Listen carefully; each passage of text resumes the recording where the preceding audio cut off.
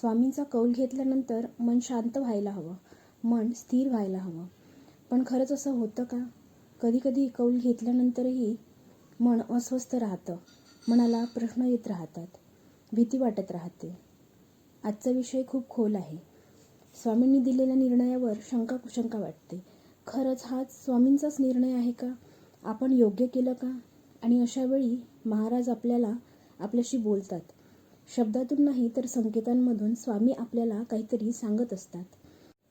आणि जर महाराजांचा कौल घेतल्यानंतर हे 3 संकेत तुम्हाला दिसत असतील तर समजून जा, स्वामींनी तुम्हाला योग्य निर्णय दिला आहे आणि स्वामींचा निर्णय हा पक्का आहे.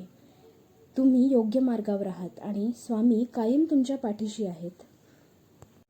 नमस्कार सर्वांना, मी पूजा तुमचं माझ्या यूट्यूब चॅनलवर खूप खूप स्वागत करते.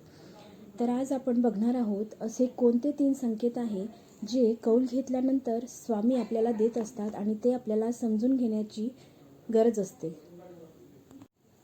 पहिला संकेत म्हणजे स्वामींचा फोटो, नाव किंवा स्वामींची मूर्ती दिसणे.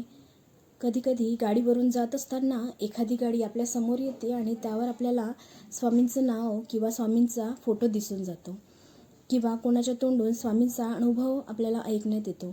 हा संकेत खूप जास्त गूढ आहे आणि तितकाच दिव्य देखील आहे.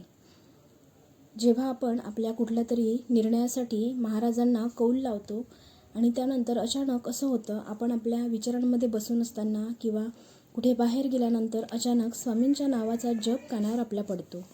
स्वामींचं नाव आपल्या कानावर पडतं. रस्त्याने जाताना अचानक एखाद्या गाडीवर, दुकानावर किंवा इतर कुठेही स्वामींचा फोटो आपल्याला नजर पडते, किंवा मोबाईल ओपन करताच स्वामींचा फोटो, स्टेटस किंवा व्हिडिओ. हा निव्वळ योगायोग नसून तर स्वामींचे संकेत असतात. स्वामी आपल्याला बघायला येतात, सांगायला येतात की मी तुझ्यासोबत आहे. भक्ताचा हा विश्वास स्वामी डगमगू देत नाही.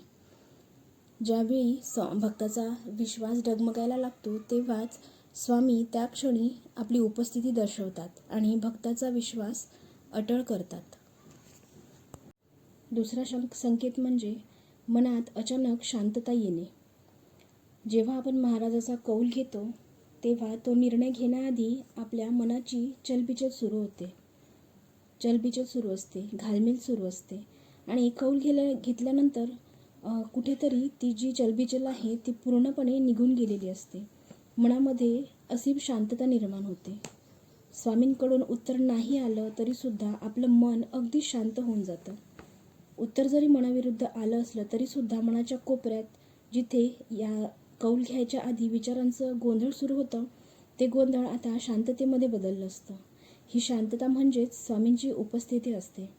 कारण जिथे स्वामी महाराज असतात. त्यानंतर तिसरा संकेत म्हणजे हा फार कमी लोकांच्या लक्षात येतो.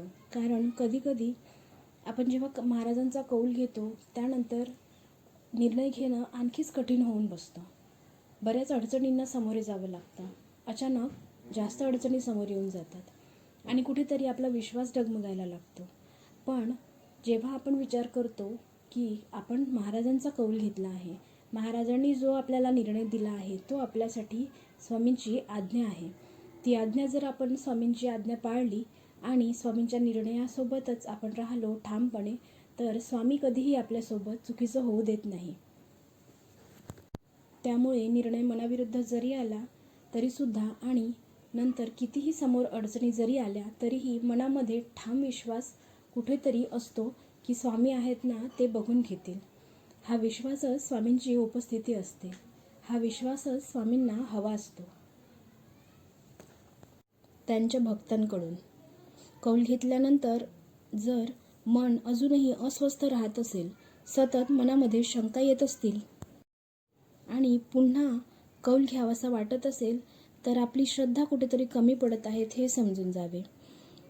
आता काही लोक म्हणतील की हे सर्व संकेत आधी का नाही दिसत, कौल घेतल्यानंतरच का दिसतात? तर लक्षात घ्या, महाराज आपली श्रद्धा तपासत असतात. आपला स्वामींवर किती विश्वास आहे हे स्वामी बघत असतात. आपला संयम बघत असतात. त्यामुळे आपली महाराजांवर नितांत श्रद्धा असेल तरच महाराजांना प्रश्न विचारावे किंवा महाराजांना कौल लावावा.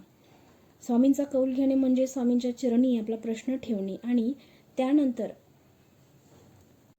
जो आपल्याला संकेत मिळणार आहे त्या संकेतातून स्वामी आपल्याला हेच सांगत असतात की आता तू माझ्यावर सर्व सोपवलं आहेस, आता चिंता सोड, बाकी सर्व मी बघतो.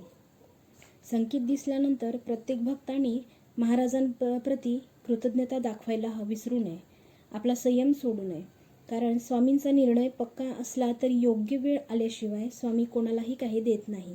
कारण वेळसुद्धा स्वामींच्याच हातात असते. त्यामुळे वारंवार कौल घेणे टाळावे.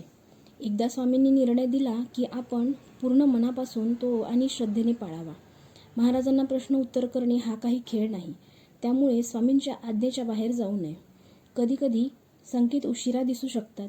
बरेच सेवेकरी म्हणतात, आम्ही कौल घेतला पण लवकर काही जाणवलं नाही, लगेच संकेत दिसला नाही. तर असं होतं, स्वामी आपली परीक्षा घेत असतात. आपला विश्वास, आपली श्रद्धा किती खोल आहे हे तपासून बघत असतात. आणि ज्यावेळी आपण सर्व काही महाराजांवर सोपवून अगदी विश्वासाने आपले कर्म करत राहतो तेव्हा संकेत आपोआप दिसू लागतात. यात काही शंका नाही.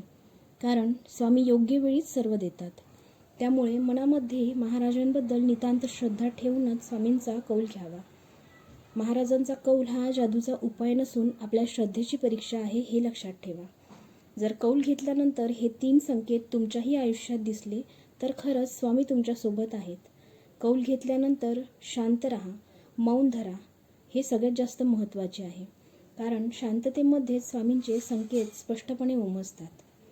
तुम्हालाही यातील कोणते संकेत जाणवले आहेत का? तुमचाही अनुभव कमेंटमध्ये शेअर नक्की करा. आणि व्हिडिओ आवडल्यास व्हिडिओला लाईक आणि शेअर नक्की करा. श्री स्वामी समर्थ. जय जय स्वामी समर्थ.